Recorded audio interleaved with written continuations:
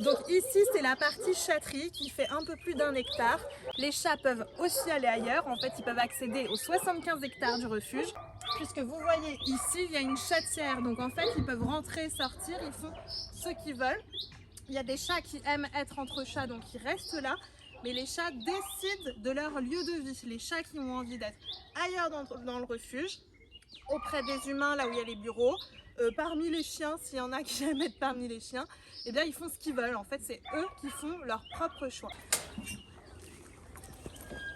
Donc au sein de la chatterie, qui fait environ 1,5 hectare, il y a différents mobil-homes, caravanes et chalets qui sont aménagés exprès pour les chats. C'est des petits cocons où on vivrait bien soi-même. C'est chauffé l'hiver, mais c'est aménagé exprès pour les chats. Ils rentrent, ils sortent, ils font ce qu'ils veulent, c'est chez eux.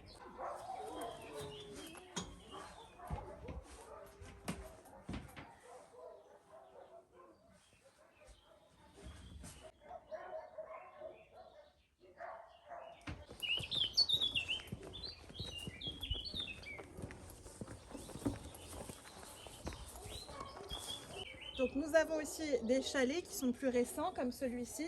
Ici c'est notre chalet d'adaptation. C'est par là que passent les nouveaux chats qui arrivent. C'est un peu la zone de quarantaine si vous voulez. Puisque quand un nouveau chat arrive, on l'isole d'abord quelques jours dans l'une des pièces de ces chalets. Et ensuite il a accès à l'ensemble du chalet avec son petit cassio, c'est-à-dire son petit jardinet privatif. Et après seulement quelques jours, parfois quelques semaines, tout dépend du chat, on le lâche en liberté et il a accès à absolument tout ce qu'il veut.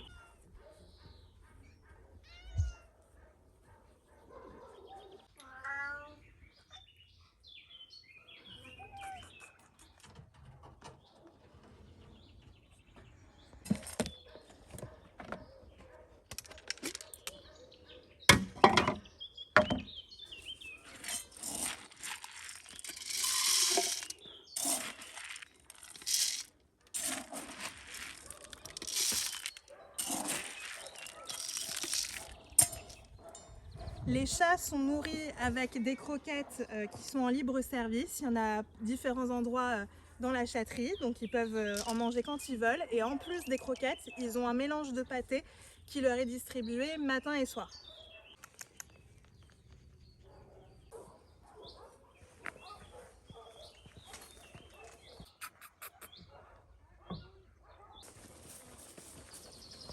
Ici, c'est un autre de nos chalets pour chats. Donc pareil, pensé, aménagé pour le confort et le bien-être des chats, chauffé en hiver et qui donne accès à un petit cassio privatif qui permet aux chats d'avoir un accès à l'extérieur sans pour autant être au contact des autres chats et en liberté totale au début lorsqu'ils arrivent. C'est vraiment hyper utile ce cassio pour une phase d'adaptation quand les chats arrivent ou qu'ils sont en convalescence et qu'on est donc obligé de les isoler, mais tout en leur donnant quand même un accès à l'extérieur. Ce qui est très important ici à Ava, c'est de laisser les chats libres de faire leur propre choix, de décider de où ils vont s'installer. On retrouve toujours à peu près les mêmes chats aux mêmes endroits. Ils délimitent leur périmètre de vie, ils choisissent les interactions qu'ils veulent ou pas avoir avec d'autres chats, avec des chiens, avec des humains. Ils choisissent où ils veulent manger, quand ils veulent manger, où ils veulent faire leurs besoins, dans des litières à l'intérieur, dans des bacs à sable à l'extérieur, sur la terre, dans l'herbe. C'est eux qui sont acteurs de leur propre vie et ça c'est fondamental parce que c'est comme ça que les comportements gênants qu'ils présentaient dans leurs anciens foyers, l'agressivité, la malpropreté, etc. Eh bien tout ça, ça disparaît. Pourquoi? Parce qu'ils ont cette liberté. Et chez le chat, c'est fondamental pour leur bien-être. Donc ici par exemple on a Stitch et Icar qui sont deux chats qui se ressemblent comme deux gouttes d'eau, qui se sont rencontrés ici, ils ne se connaissaient pas avant et ils ne se quittent plus. Et ça c'est l'illustration parfaite de ce que je vous disais, c'est les chats qui choisissent avec qui ils veulent ou pas interagir. Ça c'est vraiment notre love story à Ava.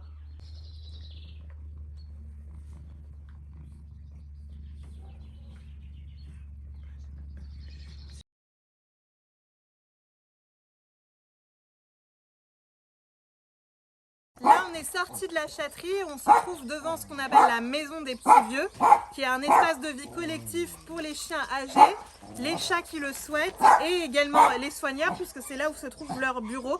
C'est un lieu de passage où il y a beaucoup de présence humaine et certains chats décident d'habiter là. Comme je vous le disais, les chats, on les laisse libres d'exprimer leur comportement naturel, de chasser, d'observer, d'explorer, etc. Mais il y a des chats qui sont plus casaniers, on va dire, qui ont envie d'être à l'intérieur. Et à ce moment-là, ils peuvent accéder à ces espaces de vie collective du moment qu'ils acceptent de vivre entourés de chiens, de chats et d'humains.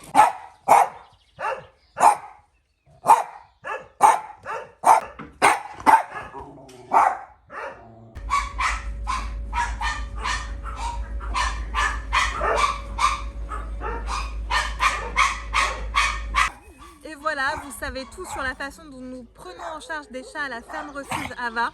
Nous avons cette particularité et cette chance de pouvoir accueillir des chats qui ne sont pas aptes à vivre au sein d'un foyer. Et ça, c'est vraiment une chance et ce sont nos modes d'hébergement basés sur l'éthologie qui nous permettent d'accueillir et de sauver ces chats-là. Mais pour ça, nous avons besoin de votre soutien. L'association Ava ne vit que de la générosité du public. Sans vos dons, nous ne pouvons pas sauver d'animaux. Donc plus vous êtes nombreux à nous soutenir, plus de vies peuvent être sauvées de l'euthanasie injustifiée. Merci beaucoup.